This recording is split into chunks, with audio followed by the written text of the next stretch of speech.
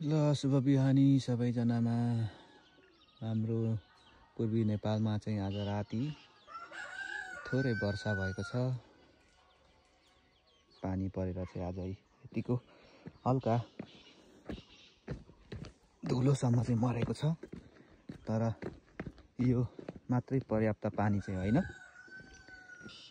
अब लगभग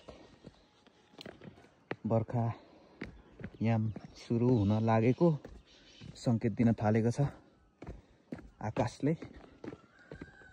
अझै यस्तै पानी चाहिँ अझै ठुलो परिदियो भने चाहिँ यो हिउँदको धुलोहरू मरेर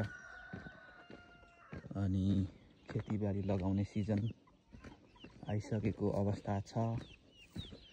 अब पानी पर्नुपर्ने आवश्यक देखिन्छ।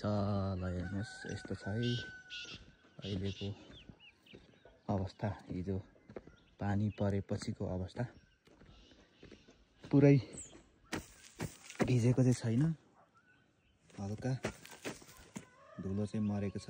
यतिकोसम्म चाहिँ पानी आयो। यो रह्यो हाम्रो मुडे गाउँ।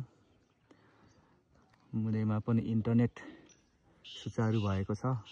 यहाँलाई नयाँ जानकारी।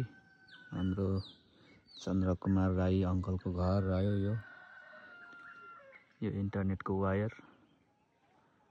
यहाँ माथिको हाम्रो हर्क दाईको घर यतापट्टि। यता रह्यो राज बम्बुलेको घर। यता माथि रह्यो हाम्रो अर्जुन निङलेको, सुजता निङलेको, मुना निङलेको दिदी अनि एलिसाहरूको घर। यता पर रह्यो थापा गाउँ। हाम्रो बालमकरी स्कुल घाम झुल्किन आँटेको छ।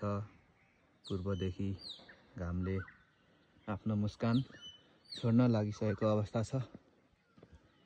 अब एकछिन पछाडि घामले आफ्नो मुस्कान छर्दै दिनको सुरुवात गर्नेछ।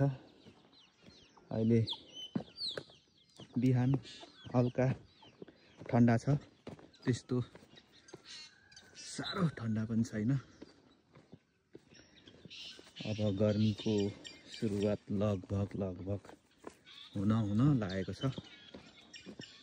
यस्तै छ गाउँघरको